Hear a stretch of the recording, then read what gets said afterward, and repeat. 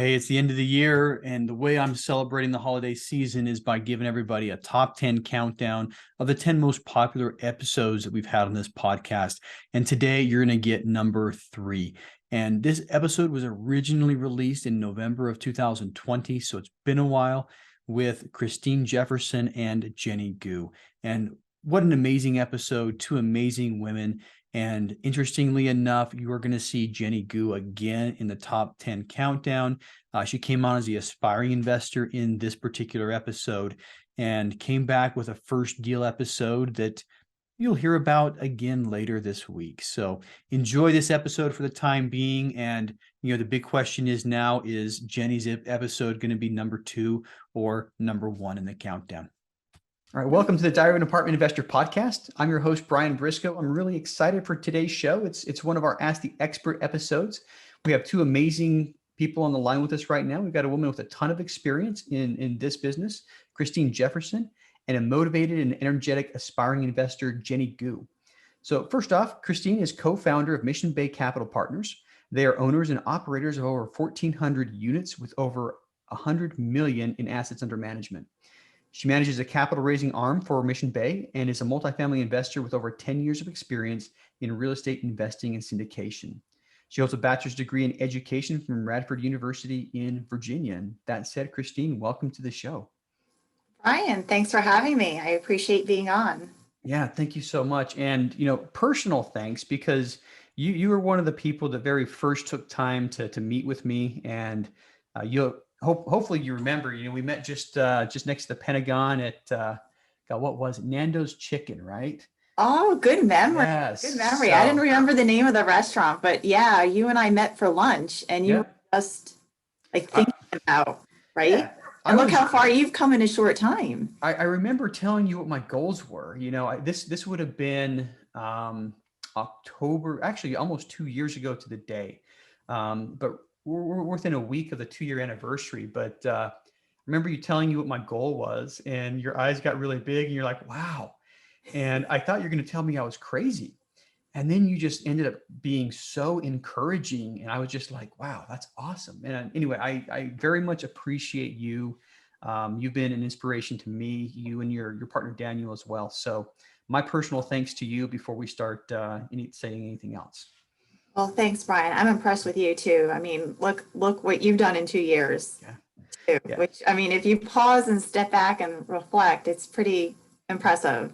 Yeah. And, something that's been very important to me is just being able to find good partners. And I know you'll say the same thing about the partners you have, but, I couldn't do this alone. And, I shortly after, we had that lunch, I met my first partner. And we didn't immediately partner up. It took us a while to do it, but that's been one of the biggest keys, is being able to partner with other great people. So anyway, that said, let's talk about you now. Let's talk about your background and your history. Tell us who Kristine is. Yeah, and I'm going to end the introduction here with the partnership that we're just talking about, because it's so key.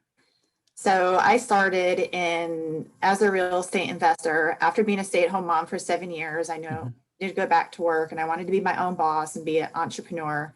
And I started diving into single family fix and flips. So I did that for a long time. I did it primarily through private funding. So I would raise the capital, buy and fix the flip. I think I only had 2 bank loans on all the flips I did. They were primarily through private funding. Okay. So after doing that, and this was by myself, I did it all by myself. I live in Northern Virginia. Primarily where I did the fix and flip was Baltimore, which was like 75 miles north of me. And I would just go up a couple times a week and check on everything. But it was just me. It was like me, my business. I was managing everything. And after my last one that I did, which was a tear down rebuild, which was a huge project, took like 5 times as long as I projected. And so many things went wrong. And after that, I'm like, if it's such a big project, why am I not in multifamily? Yeah. And I'm spending a lot of money on one door, and I mean like over $1 million, a lot of money. Oh, wow. Versus that on Yeah. doors. I mean, multifamily, I'm like, that's it. I always thought about multifamily, but I always thought it was out of my reach. Like, it's just so big. I'm like, oh, I don't think, it's just seems so far above my head of what I can achieve and accomplish. But doing that last one, I'm like, yeah, I'm gonna do multifamily.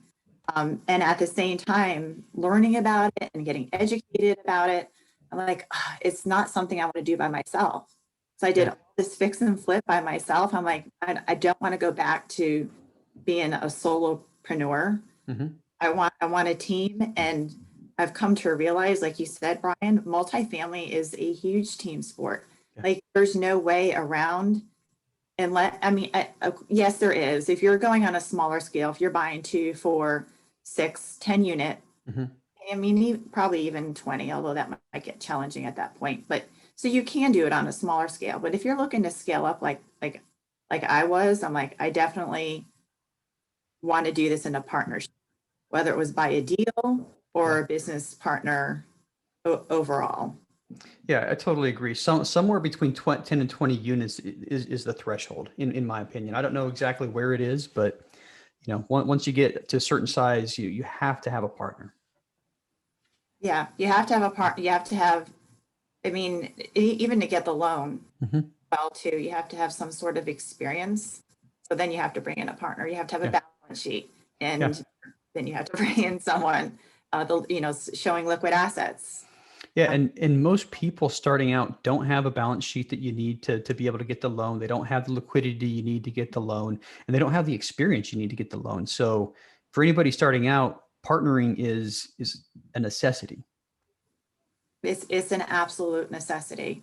It is. And to parlay with that also, like, finding someone, like, work to your strengths, not versus your weaknesses. Work to what you do best and find the partner to complement what you don't like, especially when you're partnering with multifamily. So I have an amazing business partner who I'm very blessed and grateful to be partnered with, Daniel Woodford, and we're Mission Bay Capital Partners.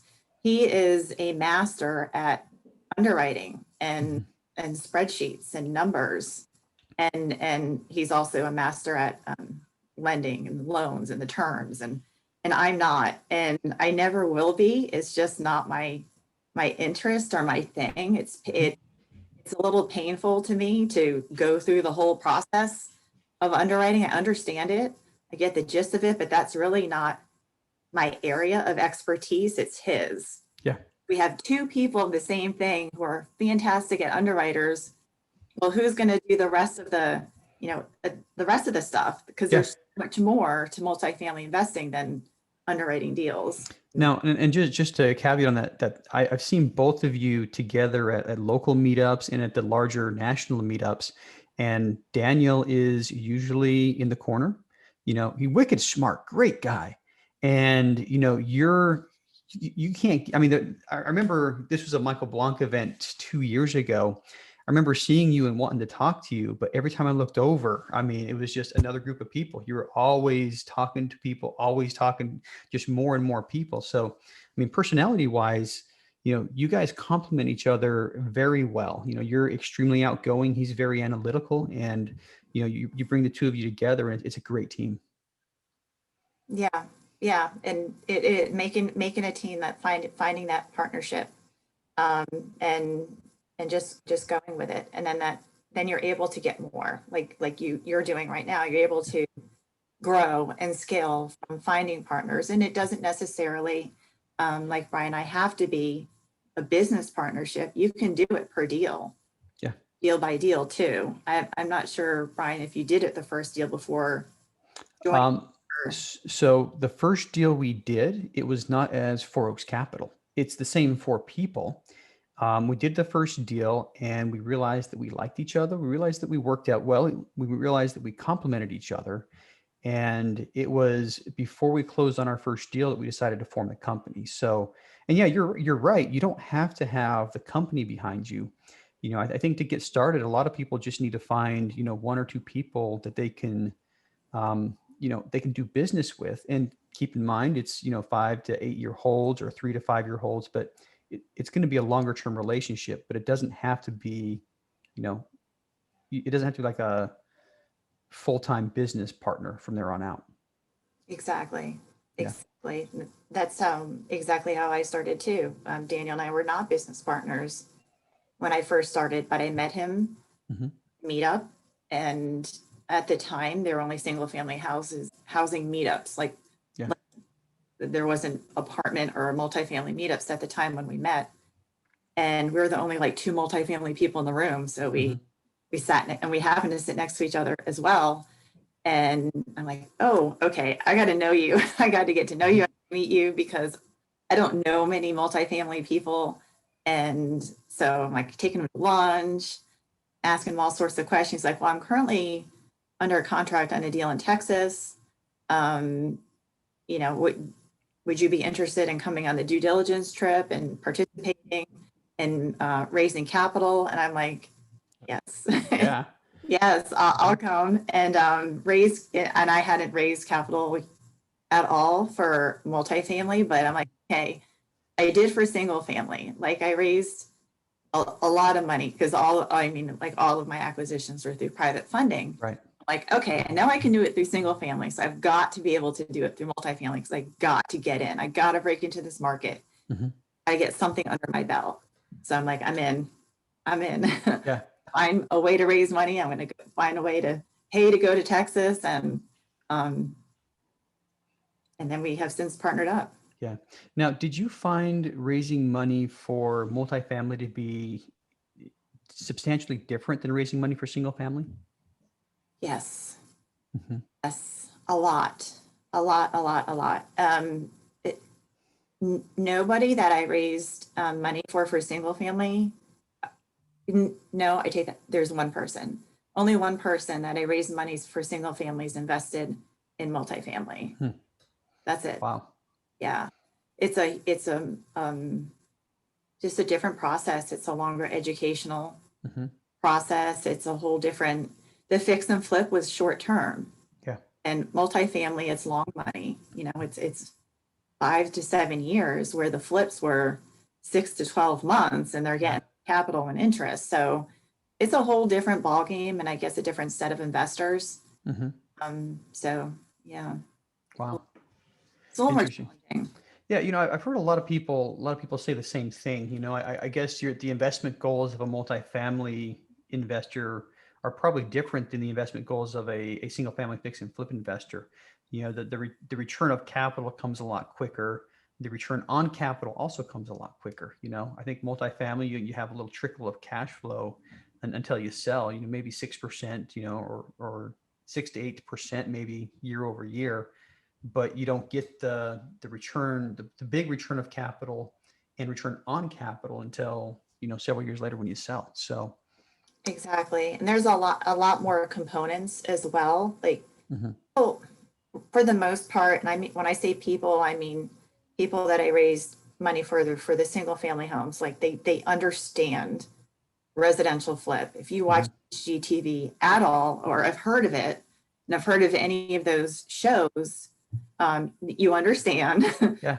Okay, I invest in this, they fix it, I get it back. Where when you start approaching multifamily, even saying the word multifamily, people are like, what do you mean multifamily? So then Apartments. Yes. And then they're like, oh no, like 100 units, like large apartment complexes. I even might have to point one out like in our local area so they understand it's the complex and not like a condo. Yeah. And it's interesting that the word multifamily, I mean, the name of this podcast initially was Diary of a Multifamily Investor, and that's what it was supposed to be. And then we started thinking, and we're like, we want more people to be able to look at this and hey, I'm interested in that, and so we changed it to apartment just for that reason, just because most people don't understand what a multifamily asset is. So I think there's something in the wording as well. And you said something that I thought was key, and I had the same struggle early on. You said you also did single family houses because you didn't think you could do multifamily. And I think that's the exact mindset I had when I did my first single family. Was I read Rich Dad Poor Dad, and I'm like, He talks about commercial real estate. He talks about apartments. I'm like, I can't do that. And I did what everybody understands, and that's single family. Exactly. Yeah. Same here. I'm like, oh, that's so out of my reach. Yeah. Not whatever. I'm not smart enough, or I'm not educated enough, or I can't do that by myself, or, oh, that's for big time investors, or, yeah. Yeah.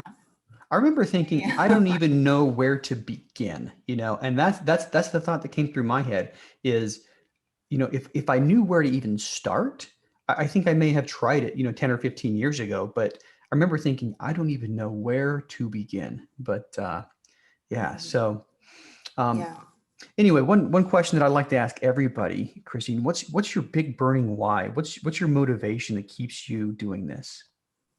That's a great question. I think everybody needs a why. Mm-hmm. Everyone needs something bigger than themselves, because if it's just for you, you're going to stop, you're going to get bored, you're going to change. If you're doing it for somebody else, mm-hmm. you're driven to get it done. So for me, and my why changes throughout the time. Like my why when I started single family was I want to still be a stay-at-home mom and work around my kids' schedule and be there for them and be able to set my own hours and all that. Was my why in starting real estate as an investment, as an asset class. My why for multifamily was residential was too speculative. I'm like, it's too risky. I need something more stable. I couldn't handle the ups and downs, the stress, the huge stress that I had with residential where I don't have with multifamily. Yeah. I mean, don't get me wrong. When we're doing big raise, I'm like, it's full force ahead. But my why is, I mean, it's the financial freedom. It's my kids not having a college bill when they graduate college. Paying for my daughter's in college now, but we want to support them in school, not them to graduate with a huge student loan debt or any debt at all. Yeah. And then I want to do the same for support my mom, because she supported me for so long in my residential and so just supporting me, and I want to be able to give back to her as well. So that's a huge thing for me, that I'm able to take care of her when she's well into retirement and has gone through, so it's taking care of my mom. And then beyond that, well, what's next? Well, I want to also years down the road, when I have grandchildren, to be able to pay for their education and not have so there's always something that's driving me to the next thing. Yep. Yeah. And I mean, I think that's the same progression a lot of people have. The first thing they try to do is free up some time. Once they have the time freed up, I think most people are driven to start giving back in one way or the other. And the next step is legacy. And, almost everybody who comes on the show, usually the starting point is, I want to buy back my time. I want to spend time with my family and the people that I love most. But there seems to be that same progression with everybody. Maybe I ought to write a book on that one. There you go. Yeah. That'll be next. So write that down. I'll use all of these interviews where I ask the question, what's your big burning why? And, just go from there. So let's see, this is going to be like episode number 60 something. So, I've already got plenty of research done, but so let's do this real quick. Let's talk about, one or more of the deals you guys have done, and just give the listeners an idea of what Mission Bay does. Sure. Great. I'll just talk about our latest deal, since it's, I guess, freshest in my mind. Could close that in the end of March. I mean, I would say it's a cookie cutter kind of deal. We've done deals before that aren't quite as cookie cutter, like student housing or, so this was a straight up cookie cutter Mission Bay Capital Partners deal, where we bought 146 unit in Columbia, South Carolina. And it is a value add, again, fitting the mold. What we're looking for was over 100 units value add, and it's a property that our our property management company, who is amazing, and we wouldn't have bought this property if they couldn't take it on. So, so that was huge. So that checked that box. The location, the area, the CapEx that needed, or the capital repairs, the capital repair budget, everything that needed to be done, checked all of our boxes. So this one, purchase price, I think $9.6 million. Yep. The capital raise on that one, I'm gonna look at my board, I have to look at it, almost 4 million. Okay. And we have a 2.7 million capital budget on that. Okay. So we closed, just like you, Brian, COVID, yeah. Because this was COVID. Yeah. So, you were under LOI, so we were just close. I'm like, the banks were starting to shut down. They weren't lending. Like other loans were disappearing. I'm like, oh my God. So the bank kept coming up to us, and we're like, okay, we're a week out. We got to close. And then the bank's like, okay, well, you need to have 12 months in reserves, interest reserve for the loan. You're like, whatever, what? $500,000. Yeah. However, we, and this is important too, especially for new investors, is we have a huge buffer on reserves. And we build it into our numbers and investor returns. So we were going into this raise and the numbers in anything with that amount to have in reserves. Anyway, it was just transferring to the bank holding it. So we had it all in the plan anyway. We were just like, okay, and we like to have a little bit of cushion of reserves ourselves, but so it was like down to the last wire. I'm like, oh my gosh, then we closed. I'm like, okay, now we can breathe. It got closed during COVID. It was March 27th or 28th, that last Friday of March. I'm like, yep. So yeah, we talked about this before we started recording. We talked about the one that we're closing on soon, but we also had an LOI on 156 unit in Columbia signed the first week of March. And we were about a day away from signing the contract on that one. And it was about 2 miles from the one you guys did, but that's one that, once the bank shut down, it was clear immediately that we weren't going to be able to get the financing that we wanted, and that was one where, the seller just, I don't want to wait. So 2 LOIs signed. One seller said, I don't want this to be tied up. So, we're not going to contract. And the other seller was patient with us and said, yeah, sure. We can pause for a little bit. Let's see where the dust settles and go from there. So good. Yeah. So what's next for you? So what's next for us is, we're. Uh-oh. I lost her. Jenny, are you still? Hey, properties that were. Hey, Kristine, yeah. I lost you for a second. Yeah. Oops. Oh, sure. Let's do this. It says my internet. Oh, is that my connection? Shoot. That's okay. Let's do this. Let's shut off video, so we're just transmitting audio. Sure. Yeah. And let's see. That will usually make the audio a lot better. So stop video. All right. Good. All right. Can everybody still hear? Oh yeah. Yeah. Perfect. All right, man. It's not as fun without seeing you guys. So. I'm talking to a blank screen now. I know. So just close your eyes and pretend. I'm gonna put the phone up to my ear so I can. Right. So. All right. Let me just start with that question. I don't know where it stopped recording. What's next? Yeah, I don't know. I'll just start saying what's next for you, and you pick it up from there. Okay. Okay. So Kristine, what's next for you? So right now we're focused on our business. We're focused on working on our business, not in the business. So working on growth and expansion and scaling up and getting our foundation set so we can start acquiring more properties on a systematic basis. Mm-hmm. We're focused on marketing and raising capital, just getting our systems and processes and procedures in line. Okay. Everything, all of the wheels are turning properly. So we're not like so we're focused more on growth versus like the little nitty gritty details of Yeah. business that can be handled by other people. So you're taking a little bit of an operational pause just to get ready To work on operations. Yep. Just to Mhm. smooth things out and get ready to scale again later.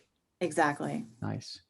Well, let's introduce our next guest. We have Jenny Gu, who's been waiting patiently on the line. So Jenny's a full-time real estate professional focusing on multifamily assets. She's been investing in single-family homes since 2018. And in this last year, she shifted gears to multifamily after reading more books, networking with experienced investors. In February 2020, she retired from her corporate career after 13 years at Procter & Gamble. And today she's dedicated to finding and closing her first multifamily deal and managing a few multifamily assets with her partners. So that said, Jenny, welcome to the show. Thanks, Brian. So good to be here Yeah. and to learn from experts like you and Kristine. Yeah.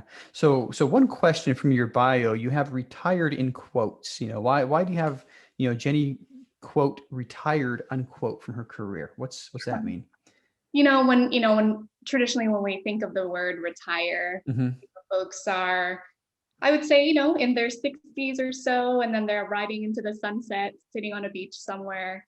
And that's not what I picture in retirement. So the reason it's in quotes is, I may have retired from my corporate job, right after 13 years there, but I'm still off doing crazy things and trying to learn as much as I can to keep going. I think I'd be one of those folks that would be really bored if I was truly retired, sitting on a beach every day. So that's kind of, why they're in quotes per se. Yeah. And I mean, I understand that. I'm going to retire from the Marine Corps in about 278 days.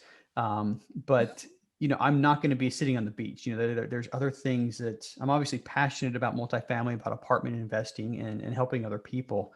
So I will be doing basically the same thing I'm doing right now, full time in about 270 something days. So yeah, About, well, it really depends on how much leave I take between now and then, so I know what my official retirement date is, but then they take all the leave that you have and they back count from that. And then your last day on active duty, so I'm using August 5th as my last day for that, but it may be August 1st. It may be August 10th. So anyway, that said, Jenny, why don't you give us a little bit about your background and your history and tell us what got you into apartment investing? Yeah. So my husband and I, Ronnie and I, both worked for P&G, myself for 13 years prior to retiring, and he still works there today, selling toilet paper of all things. But really, we were so invested, both of us in the company, we really wanted to diversify our portfolio. We did the whole thing, right? You store your money in 401ks, you put money in your IRAs, and, you pray and hope that it does well. And we really thought, since we're both so vested into this, company, we wanted to spread our wealth and our creation into other assets. So, growing up, my family actually had some single family homes in the Arizona market. So I always had a little bit of that background. And so we started investing. We lived in Ohio for 5 years prior to moving back to LA. And we just bought our first single family rental, figured, wow, this is actually not that hard. And then, 9 rentals later, we were like, wow, we got to start scaling up. And so over the last year, call it 18 months or so, I started reading. We listened to all the big podcasts, right? So Blanc and Fairless, all those big names. And we really started to realize, okay, gosh, we can actually do this. It's not as scary as what we think it could be. So we dived into multifamily, and I kind of did the reverse, right? I actually retired first before even purchasing a single multifamily property, because we believed in it so much. And we were fortunate enough to have, one of us be able to leave our W-2 job and pursue it full time. And so fast forward to, that was the beginning of this year, pre-COVID. Fast forward to now, closer to the end of the year, and I'm really excited. I'm about to close on my first syndication deal as a sponsor on the KP on another, and ultimately I'm going to go from 0 to over 800 units by 12 months. So that's really exciting. Wow, that's amazing. So a couple of points that I made right there. 9 rentals. I mean, that's not shabby at all. Where were those rentals? I mean, you're in Orange County. I think a lot of people kind of shy away from that area. Where are the rentals? Yeah, so they're 10. They're all in Cincinnati, Ohio. Okay. So we moved back to LA about a year ago, and Mhm. prior to that, we lived in Ohio for 5 Okay. years. So you had 10 rentals and your husband's working. So you have a little bit, you still have stability. So you didn't completely, um, it wasn't so much of a leap of faith, you have a little bit of stability, you have the 9 rentals, presumably cash flow coming in, your husband's salary. So you retiring from P&G, you've got a little bit of stability, but now you've got time to do this full time, right? You got it. Yeah. Perfect. And I think that's smart. I've heard some people um, some people do this successfully who just quit, burn the ships and see what happens. Um, to me, that's a little scary. That's outside of my comfort zone personally. But now you say you have one deal that you're going to be closing on soon. Can you tell us a little bit about that? Sure. So I have 3 other partners. They're all mentors of mine. So I think that's super important as you're learning this industry. We have a deal in Arizona. At first, we were thinking we would just do it as a JV, right? Yep. The 4 of us together, we could take it down that way. But then the more we did the numbers and how great of an asset it is, we thought, we have so many friends and family who would love to participate, who know nothing about multifamily investing. Why don't we make it a smaller syndication and give them the opportunity to learn with us and syndicate? And I'm, the more newbie of the group, and those other 3 folks are more experienced. So together we're able to make it all work. So we're raising money, and we're raising a little under $1 million. So it's not a terribly large raise. But we were able to get soft commits in less than 48 hours. So we maxed out already, which was really fun to do. Awesome. And when do you plan on closing on that one? Hopefully by mid-December. So Awesome. Everything's kind of on track. All right. Well, congratulations on that. I hope everything, works out in your guys' benefits. So, the question that I always ask everybody, what is your big burning why? Yeah. So to add to your future book, very similar to Brian and you too, Kristine, really it's family, right? So we have 2 small kids, one's 4.5 and one's 7. They're both sitting outside in their Halloween costumes right now. We lived far away ever since we had kids, we lived in the Midwest, and our families are both in California and Arizona. We just wanted them to be closer to their grandparents. We wanted them to have their cousins around, and we didn't quite have that much flexibility in terms of moving back to the West Coast to be close to family. So we wanted, the financial freedom to have more flexibility with our time. That's majority of the reason why I left my corporate job. So having the real estate professional background gave me the experience and the flexibility to have my own schedule, to be able to leave a meeting, go to a PTA conference, or what have you for the kids. So we made the decision to place our family first, moved to the West Coast, me leaving my job, and now we have the best of both worlds.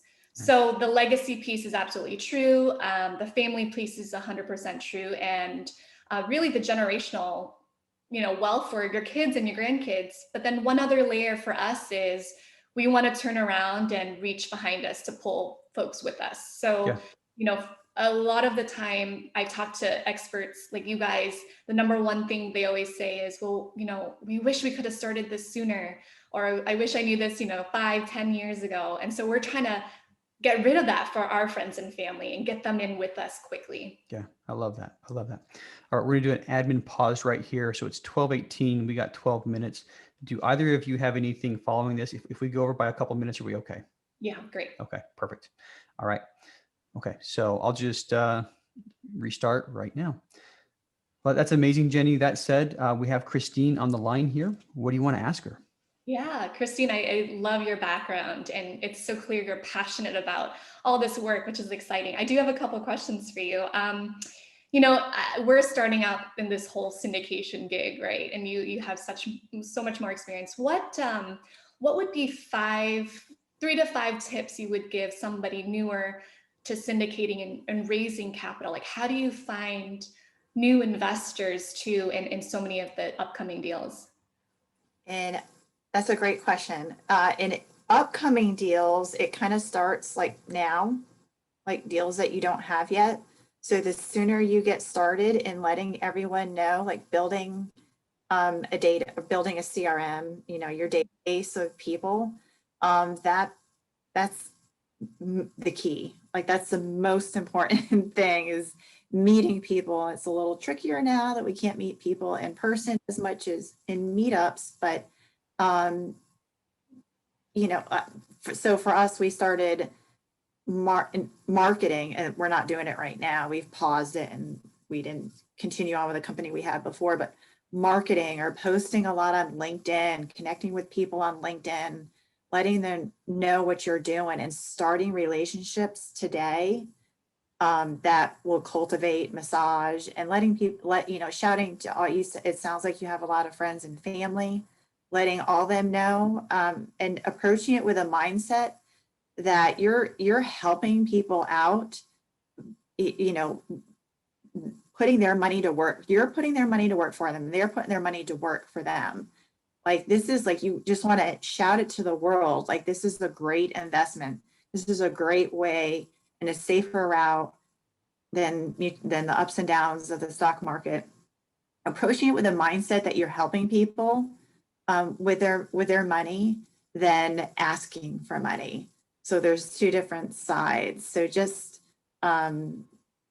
announcing it, staying in touch, constantly emailing people, even getting on some sort of marketing campaign. So you're meeting people and then at the same time, and then they don't hear from you until you have something. So there has to be some sort of connection to keep them warm in the meantime as well, which is why I say it's difficult, as Brian and I were talking about earlier, to scale or do this business solo. Because some people are, if you're doing this with other partners, I mean, some are great at finding the deals and others are great at finding the money or attracting people to invest in your properties. Because doing it all, you spread yourself so thin instead of vertical in one category or the other. So for me, like my vertical category is more of, this part of it, the syndication side, where Daniel Woodford, my partner's category, is vertical on finding the deals and the lending and the analyzing. So if you can focus more on that for future deals, and announce to everybody, like ways, like what's your, I mean, this is what I've done too. Like, what's the stock market done for you lately? Because it's always usually the answers, or even over the last, like, did you know over the last, I think it's 5 years, the stock market averaged 6%. No, I'm sorry, the 10 years. Over the last 10 years, did you know the stock market averaged 6%? I'm like, here's another option that you can put your money in or diversify. It's a lot of education as well too. Yeah. It takes people to not necessarily like you, but to trust you. Right. Got it. Yeah, I agree. Always be raising, always look for new people. And that's been absolutely key to us, even if you don't have a deal, and build those relationships. That's really why people will invest with you is on the relationship. Mm-hmm. Yeah. I liked how you reframed that sentence about, not asking for money, but telling people, how do we help them with their money? I love that. Is that like, what other ways do you differentiate your deals when you have these, available? Because as I look across the marketplace, everyone's numbers are pretty similar. It's 8 to 9% cash on cash, 70 to 80% total return. So if everyone's kind of talking the same numbers, what do you do differently to differentiate yourself and stand out? I talk about not what we do differently, but what to look for if you're an investor in somebody else's deal, like the things to look for in a sponsor's deal. that's great. They can say 10% cash on cash, but what are their numbers? Are they bumping their rents on 100% of the units in 1 year in their underwriting? Like, it's really kind of diving into the sponsor themselves. Really are investing in the sponsor and not the numbers. So you have to trust the person underwriting it. So then you would not say what we do, but look for this before you invest in a deal. How much cash reserves does this sponsor have? So they'll naturally gravitate toward, oh wow, this person's helping me out, what to look for. I'm just going to put them with them because I know that they know what they're doing in their underwriting. But yeah, make sure that expenses aren't cut too much. I mean, some people like, oh, I know I can cut expense, and then guess what? Your insurance bill like almost doubles year two. Like, is that in the projection of the numbers? Is that going to like change everything? Is that going to blow up the pro forma? So just like pointing out to people, which is why it's kind of like an educational process too, of what an investor should look for in a sponsor, and what this sponsor does. Like, Yeah, I actually got an email from one of our investors a couple of days ago. We'll be closing on a place on Monday, and he emailed me and he said, I've seen several different pitch decks from other operators that have higher numbers, but I'm going with you because I like you and I trust you. And that was the key on that one. Check. Yeah. And one more thing that I'll add on to what Kristine said is, we're fairly new to this game. We've been in it just about a year and a half, and a lot of people, when they look at our experience, I think something that Kristine and Daniel have is a long track record. Which a lot of people come to us and say, "Hey, I like you guys, but I want to invest with somebody with more experience." And I've done several introductions to Daniel and Kristine on people like that. So that's one more thing that they have is straight out experience. Makes sense. I have a question around mentorship, right? I say I like to think of it. I literally got my master's in real estate investing this year, just on the job. It's been quite amazing. I'm so thankful for my mentors. Who would you consider your mentor, and or who would you go to for advice as you're still in this industry today? I mean, I consider my business partner, Daniel, my mentor. But before I met him, I did do a mentorship program with Michael Blanc when he first started his coaching business. I think I ended in 2017. I got to look back as to when that was. But I did a year-long mentorship program. So besides reading all the books, at the time there were no podcasts of multifamily investing like there is now. So when I started, I did the mentorship with Michael because I knew Michael, not from his podcast, but from single family investing days. So I knew him, and I trusted him as a mentor. So I think mentorship and education are huge components in getting in multifamily. I think you do need some sort of direction, guidance, or business partner like you're doing in your Arizona deal, where you have more experienced people that you're partnering. So I think it is a arena where you need to partner with more experienced people, or you do need a mentor. Right. And for me, it was the one-on-one coaching for a year. Yeah. And I love the fact that you're a female in this industry, because as I've learned over the last, year or so, there's not a lot of, figureheads or business partners that are on the female end. So it's really refreshing to start to see more of that pick up and, learn from. So kudos to you and thank you, really. Okay. So one thing I'll note, I recently bought the book, The Only Woman in the Room, and I interviewed the author and the person who brought a bunch of stories together about a week ago. And the very first big multifamily conference I went to, I remember the social hour, and Kristine was literally the only woman in the room.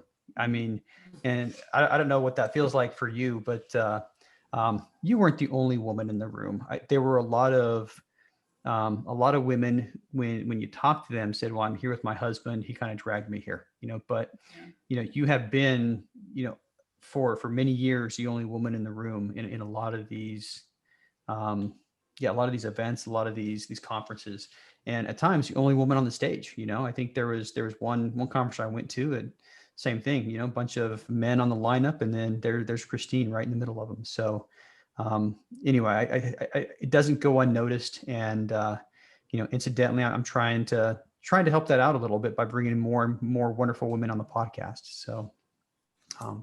Well, that said, we are quickly running out of time, and I just want to thank both of you guys for coming on the show. I appreciate the time you guys spent with us today. So, and then one more question for each of you. Kristine, you're going first. How can people get to know more about Kristine Jefferson?